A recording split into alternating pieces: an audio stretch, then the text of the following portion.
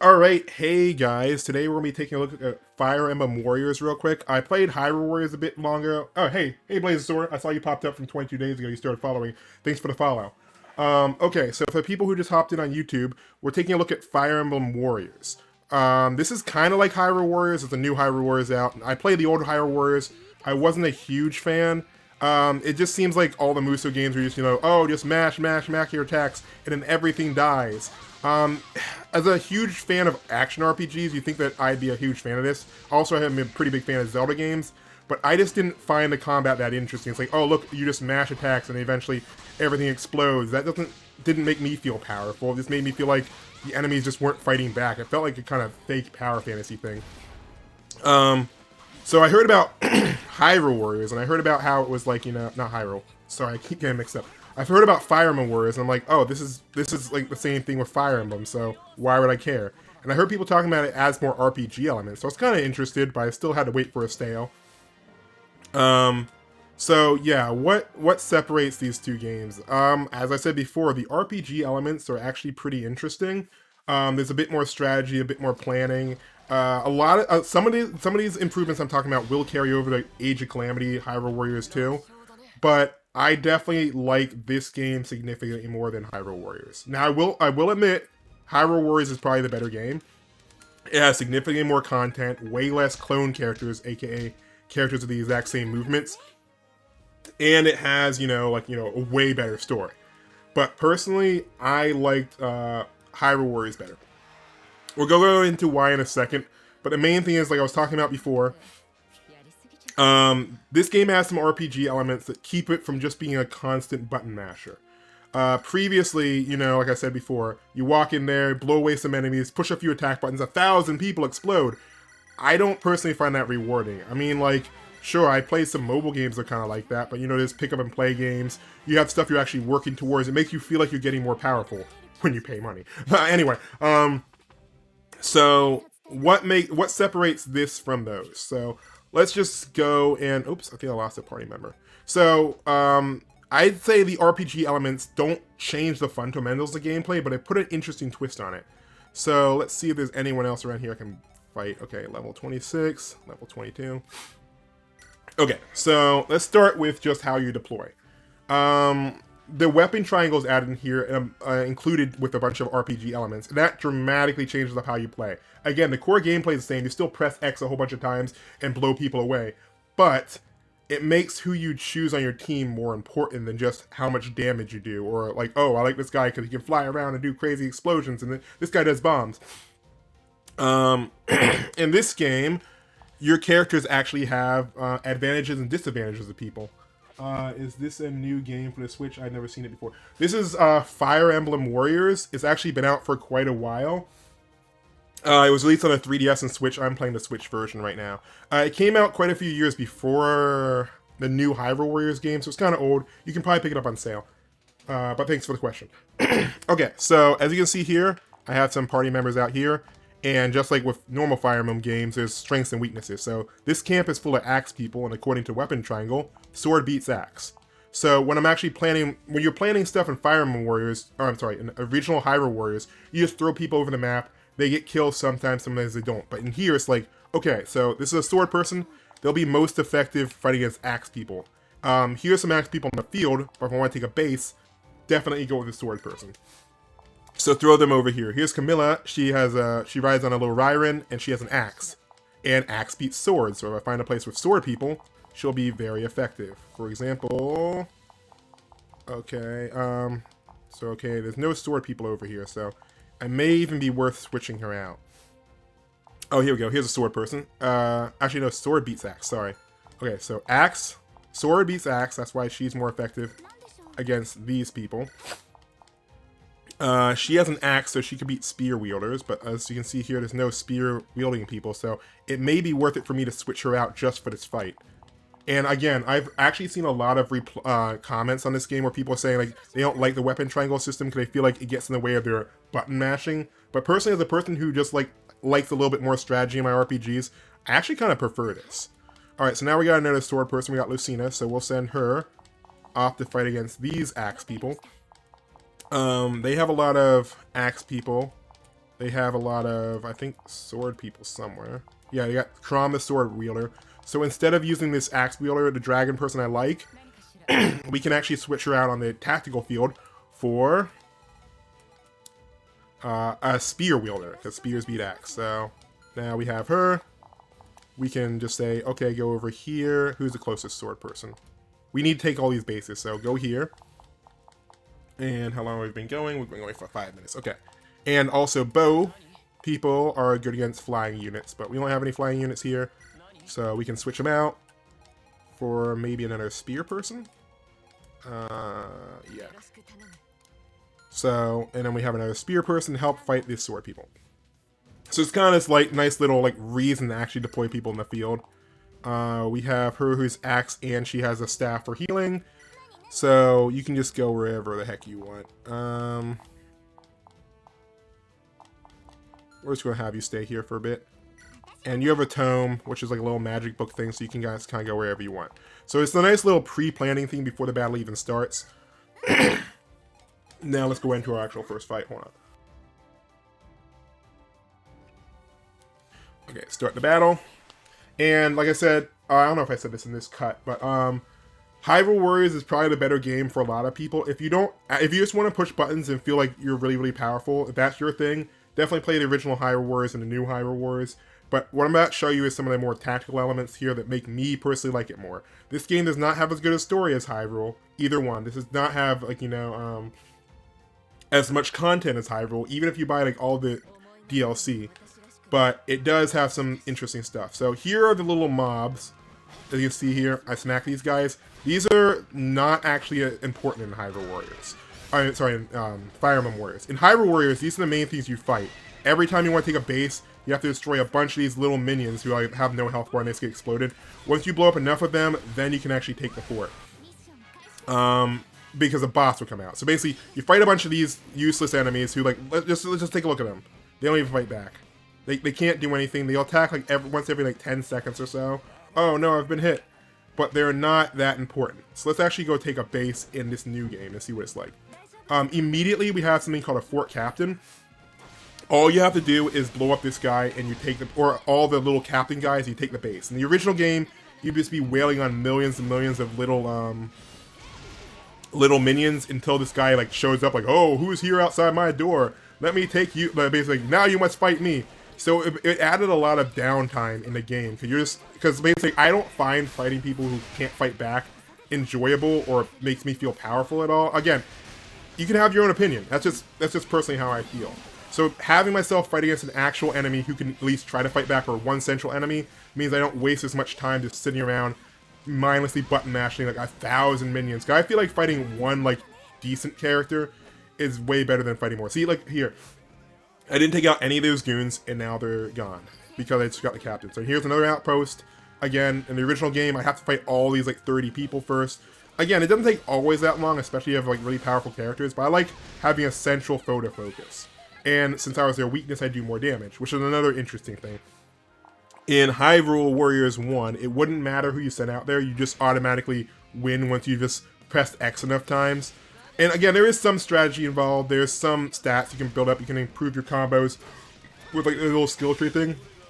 But I think having an actual reason to have a certain character here makes it feel more important. For example, this Fort Captain, you say like, well, this Fort Captain's not fighting back. Like, yeah, because he has a sword and I have a spear. So I have a massive advantage against him. It's like, there's like these little, see the doubles? Basically, that means they'll take double damage or whatever. If you're using somebody and they only have, let's see if I can show you. Okay, everyone here has double weaknesses, but if you only see one of these little arrow things, that basically means it's kind of like a fair fight, but you have a slight advantage, but a double means like major advantage. Basically, that means if you send your person in there, they won't have a chance. And it's like saying, but wait, doesn't that take you back to the same place we were before?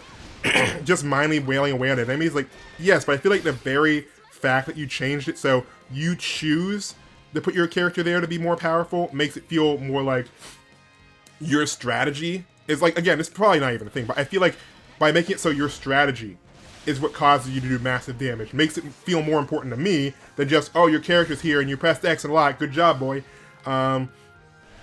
But yeah, so it's not like it's a huge change, but it for me it just pushes it over the edge from being just kind of like, okay, I'm just mashing buttons and eventually won, to like, I made a good choice that caused my character to be more effective. Another interesting thing is how you order your troops. You could do this in Hyrule Warriors again, because it's, you know, like, oh, you gotta take over all the bases. But here, when you press start, you can go to the tactical display anytime, including in the middle of a combo, and you can rearrange your people. Like, okay, how's Lucina doing? She's fighting against 2 sword people. So, and one of these guys is weak. He has a, see, this guy has an axe. So I'm going to tell her, there's 2 people here, focus specifically axe guy, because that's who you're better against. And then you can also move around the rest of your troops. You only have 4 people you can actively control. But you can also sometimes have some side characters who are like little AI buddies who you can order around, but you can't directly... okay, should not send her here, as you can see, the double minus. You can order the AI people around, but you can't actually switch to them. So you have 4 people you can switch to, 4 people you can just have as support. Okay, so it looks like you're best here. If you ever want to see, because it's kind of hard to see when people overlap sometimes, I think I have... Yeah, here we go. See, it's hard to see Elise under, or yeah, Elise under Liana because the sprites overlap. But you can just click L for list or LZ, and it shows you everyone you have on your team. So then you pick somebody, and then you tell them where to go. For example, okay, see, here's a little single arrow. That means basically that person has a slight advantage over her, but I think she'll be fine. So let's just send her over here. And send you. Okay, that's the sword person I'm using. Okay, anyway. That's the general thing. You basically can move your troops around. And the nice thing is, like, in Hyrule Warriors especially, I hate to be a bad guy on Hyrule Warriors. It's a good game, it's just not for me. But basically, what I was trying to say is, another interesting thing is in Hyrule Warriors, for example, if you wanted to get from place to place, and say, oh, it's an emergency, like you see here, like flashing green, said, you need to go here, it's very important. You'd have to just pretty much just walk all the way there, since you only had 1 person you could control. But now I can be like, okay, Lucina, I need you to help out over there. So I send Lucina there. Obviously, your AI is not as strong as, you know, actually doing it yourself. They try, but they're not as effective. So I send my AI person there. If I was just leave them there, it would take forever for them, you know, to get anything done. Because, like I said, the AI is better in this game. They definitely can, like, you know, handle themselves. But they're not perfect. Like, basically, it's much easier if you just do it yourself. So what I do is, I send my AI person there. Once they arrive, I just switch to them, and then I do my big combos, and that will make it so they get killed way faster, and I don't have to spend, like, a bunch of time walking. So like I said, it's a small thing, just making it so I don't have to walk from zone to zone every time there's a problem, but it makes it just so much more convenient. It's like nice quality of life stuff. And I believe that has carried over to Age of Calamity, so if you want to play, if you prefer Hyrule characters, and you want to basically say, like, I hate walking places, then yeah, Age of Calamity will probably be good for you. Although I don't think Age of Calamity has a weakness system, and I don't think Age of Calamity has, you know, the slightly more in-depth RPG mechanics, so that I will probably pick up Age of Calamity, because I like these quality of life changes a lot. But I think Age of Calamity still has the, you gotta mash these goons first before the people come out, which is like, turns out to be like at least a big chunk of the battle, so. And then, like, look at this. If I, hold on, let's see. If I was to...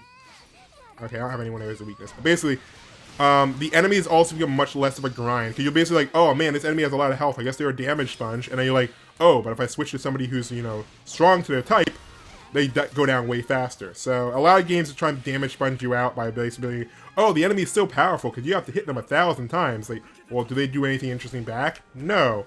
It's like, then what's the point? You're just artificially making it take longer. Okay, here's, I think, a good example. Here's the commander. You see, I'm hitting him. It's not doing pretty much anything. This is because we both have sword characters. So, yeah, I could keep wailing on him if I want for a while, but this is not the most effective strategy. So you could technically play this like Hyrule Warriors if you wanted, and then eventually he'll have a stamina bar to come up I can try to break. Okay, now we got some stuff happening over here. And it looks like it's Crom.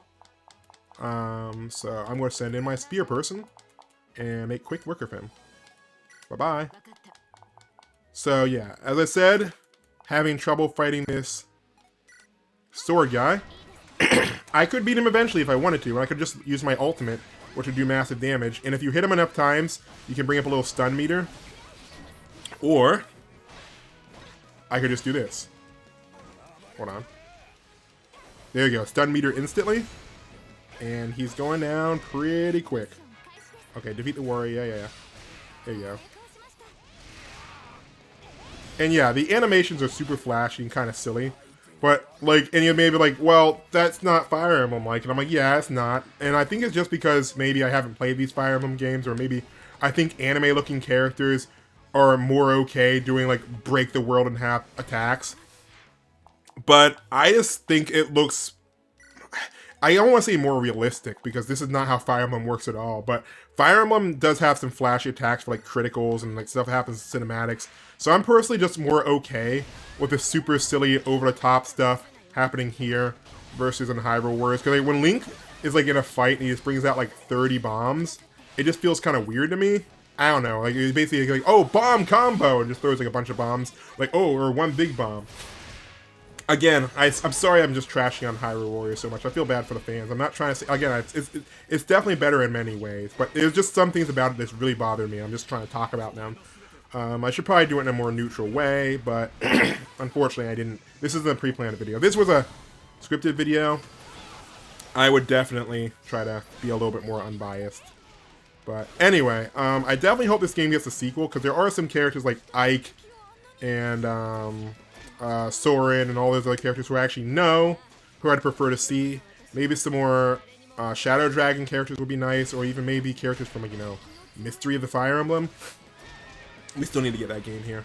Anyway, I definitely probably would enjoy this more if I actually knew the character. Or maybe I wouldn't, because maybe I'd be like, this is not a good interpretation of the characters. I don't know, but I definitely am enjoying this game. Like I said, there's the RPG mechanics, there's, like, interesting weapon crafting. Basically, I think that's from Fire Emblem 2, where basically you can get a high-level weapon with a bunch of empty slots. You throw some abilities in those slots, and as you can see here, this is an axe guy, so I'm just wailing away at him and not doing much.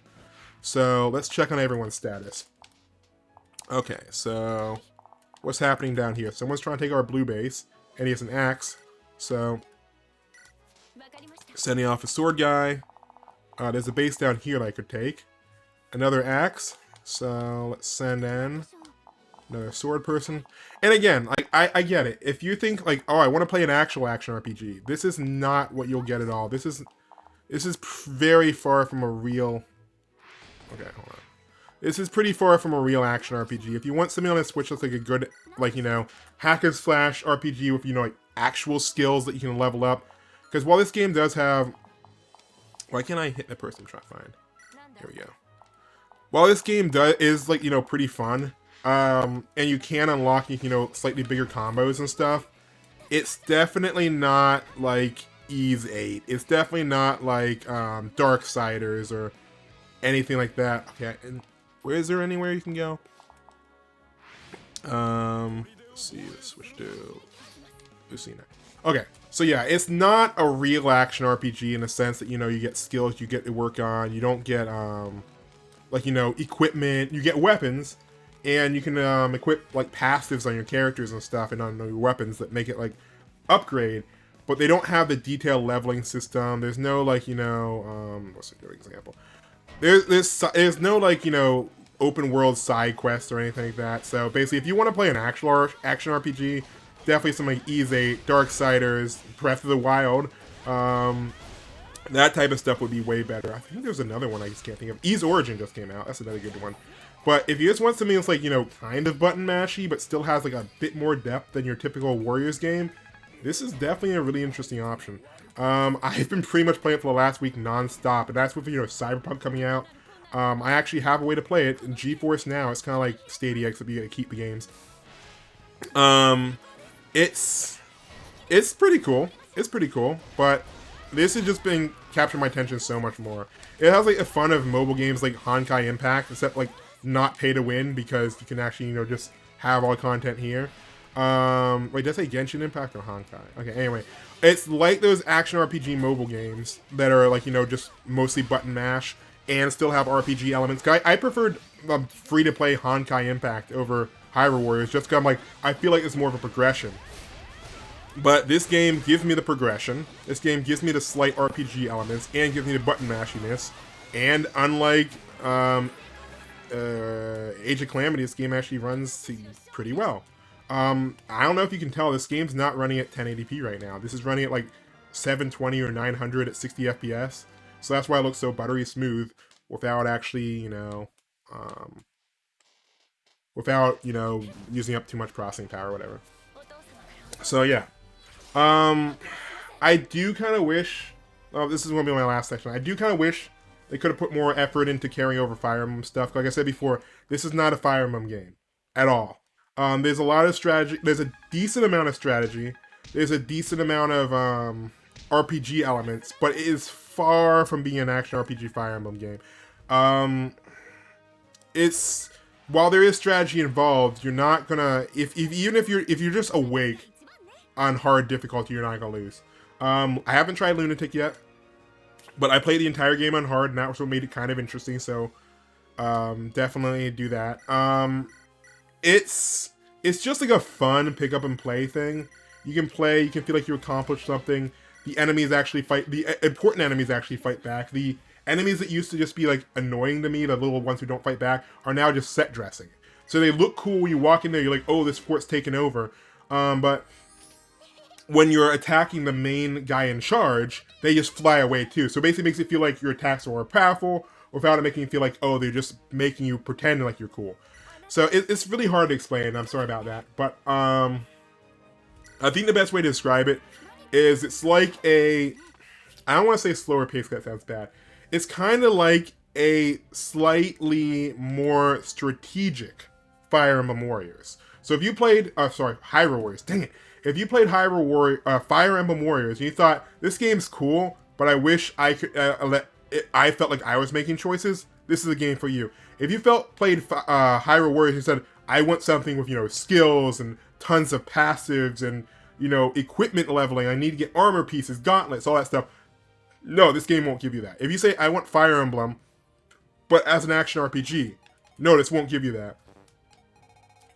If you just say, I want a fun game, where my characters can, where I can just, mash buttons, but still do fun stuff, I think that's where this fits in. It's an interesting balance between the, pick up and play action RPGs, where you don't have to worry about, progression or side quests or anything like that. But it's still decently fun. It's kind of hard just to summarize it all out. But I'd say, if you like the idea of Hyrule Warriors and, blowing through people, but you also want it to feel more planned or tactical, or you want to basically, or you think it will get boring after a while. Because that's my main thing. Like I said, I can be in the middle of a combo that I've done 100 times and be like, huh, I wonder what's happening in Northeast Fortress. So I press start mid-combo while the animation is still going and say, oh, okay, they need help up there. Let me just move a few forces up there and I'll get back to my combo. Then when I finish my combo and get bored of fighting, I'm like, okay, I'm done with this. I'm done with, just mashing away at people. Let me switch up there and then take care of, somebody else who's advancing. That's what, honestly, I think pushes it over the edge from just being a kind of boring button masher to at least a mildly interesting button masher. So, yep. I guess that's pretty much the way to summarize it. I wanted to show you guys okay, I'll show you one last thing. There are types like this. Let's see if we can switch somebody out. Why do you keep giving me Rowan? I hate this guy. Switch him for Crom. Okay, switch you for... Oh, we're locked out of a lot of people. Okay. Actually, I think we can just do this. Okay, so there's also this interesting thing with if you've played Fire Emblem, if you're a flying unit, bows are your absolute weakness. That's why you have these critical things, where basically if you see one of these critical things heading towards you, the red arrow on black or whatever, because this is white, which means I'll be the critical one. But if you see those, you got to move your unit out of there fast. This isn't like another game where it's like, oh, well, they do more damage. You're gonna be dead, dude. Let's see. It doesn't really matter what characters I have in here because I think I'm definitely over leveled. But let's just switch somebody out. No, we'll put in... Yeah, we can't use Camila or anybody. Okay. Alright, so... Last thing. Fun game.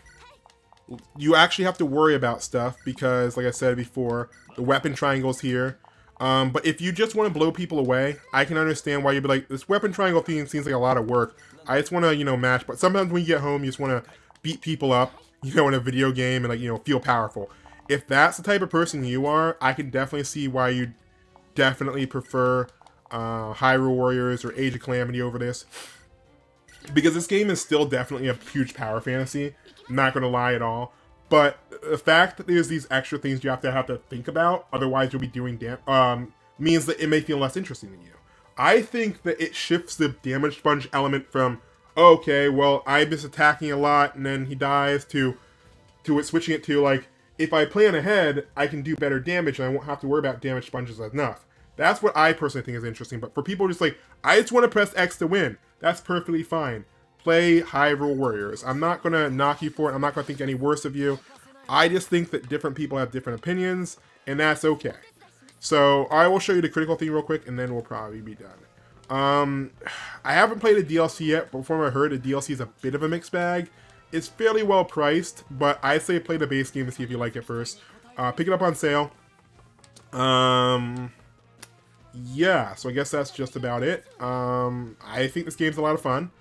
The very, very mild changes over Hyrule Warriors make it significantly more interesting to me. Okay, here's we go. Critical time. Lock onto this guy. And, like, look at this. Look how fast he went down. Bye-bye. And again, you could have that in a normal game where you just walk up to somebody and press X to win. And I say, like, wasn't that what you're talking about? No, like I said, it's the fact that you make good choices to get the big damage is what makes this more important to me. Not just the fact that, you know, you pressed X or enough, or you did the one good combo. So, yeah. At the end of the day, I'm really, really enjoying this game. Sorry for the super, super long video. Hopefully the gameplay was enough to keep you interested. This is why I don't really do unscripted videos as much. But, yeah. I still want to pick up Age of Calamity, because I saw I added a bunch of stuff. Like, you can hot swap the people instead of walking. You get multiple characters you can switch between. But the fact there's no weapon triangle kind of makes me feel like, well, what's the point then? I mean, like, I can switch, but I'm still going to have to take out these mindless goons. I'm still going to not have a reason to use my other people other than like, oh, he does slightly more damage because I can throw 1,000 bombs. And the items, the Sheikah Slate stuff's cool, but again, is there any requirement to use it? And I get for some, like, honestly, I'm going to say this one more time. For some people, they're like, I don't want the requirements. I want to have more options for my fun button mashing. And you could argue that, yeah, having more options to do when you're mashing buttons makes it, you know, more variety, less like, you know, doing the same two combos over and over again. But for me personally, it's like, you're adding more options, but if I don't ever need those options, why would I choose over something else? It's fun, it's fun. Choose whatever you have more fun doing. I'm like, yeah, but if there's no advantage, I might as well be doing whatever gives me the most damage, and I don't know. That's the last thing I wanted to say. So I hope you guys enjoyed this video or live stream, depending on if you came in before or afterwards. If you thought Hyrule Warriors was just a little too button mashy for you, and you're like, I never need to turn my brain on, I think Fire Emblem might change your mind. But like I said, it's still decently button mashy, but it gives you options, which I think is how I'll summarize it. It's Hyrule Warriors with more options. Feels like this. You want to fight a sword guy with your sword guy, you're going to be required to switch. And some people are like, I don't want to switch. I have my favorite character, I want to use them. So I guess it really depends on what camp you're in. If you said, I don't mind button mashy a little bit, but I want to have more agency, Fire Emblem's for you. If you said, I just want to have fun, and I like Zelda characters more, Hyrule Warriors is for you. And again, last thing I'm going to say, I've said this like 6 times, I don't know any of these characters. I have played like an hour and a half of, what's this game called? Awakening. I have not touched Fates at all. So I don't know any of these characters, so I have no connection to any of them. That's not my bias. I prefer Zelda games over Fire Emblem normally, so I should be in the camp of the Hyrule Warriors camp. But there's a little, there's an odd one out in every single type of situation. Anyway, we are almost up to the 30-minute mark. Whoo boy. Alright, thank you all for watching. Oh, here we go, we got another one. Okay, yep, he came in. I enjoyed your stream, it made my day. Thanks, I'm glad you enjoyed it. Okay, I will see you all later. If you're watching this on YouTube, you can check me out on Twitch, twitch.tv/bob.exe.